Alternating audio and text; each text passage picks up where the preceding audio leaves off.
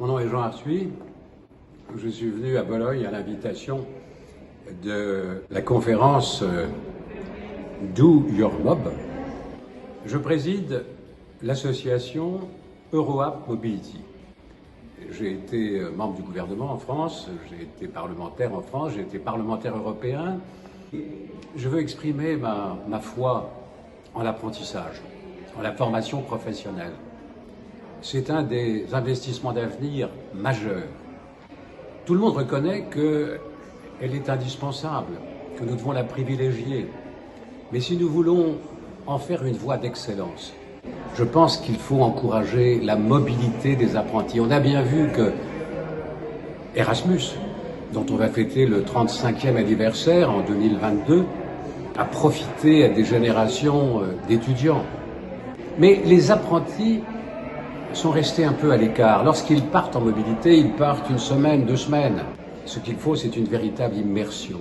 3 mois, et si possible, 6 mois. Mais il y a des obstacles et des freins qui sont juridiques. Statut de travail, stagiaire, couverture sociale.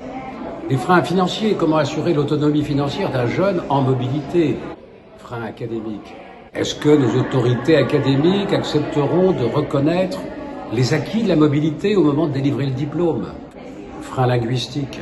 Si nous voulons que la mobilité se développe, il faut qu'elle soit réciproque, c'est-à-dire que des jeunes italiens puissent partir vers d'autres pays, mais que des jeunes d'autres pays puissent venir en Italie. Il y a réciprocité, ce qui suppose que dans nos centres de formation, on ne délivre pas seulement des cours dans la langue du pays, mais aussi probablement en anglais. Et puis frein psychologique, parce que c'est pas rien de quitter sa zone de confort. Les familles peuvent être réticentes, les entreprises ont peur de perdre leur apprenti. Est-ce qu'il reviendra? Quelquefois même les pays d'origine ont peur que leur apprenti, partant vers d'autres pays européens, ne revienne pas. Il faut dépasser tous ces freins. Et donc nous avons pensé qu'il fallait créer une fondation pour activer le système, pour faire bouger les barrières, les limites et les freins.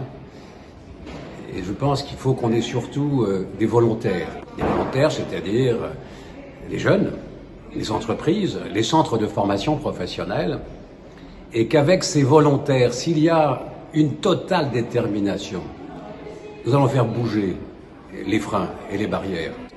Ce qu'il faut aussi, c'est que les autorités européennes et nos autorités nationales et régionales prennent les bonnes dispositions pour mettre fin aux dispositions anachroniques qui bien souvent sont des obstacles, des rigidités administratives, bureaucratiques.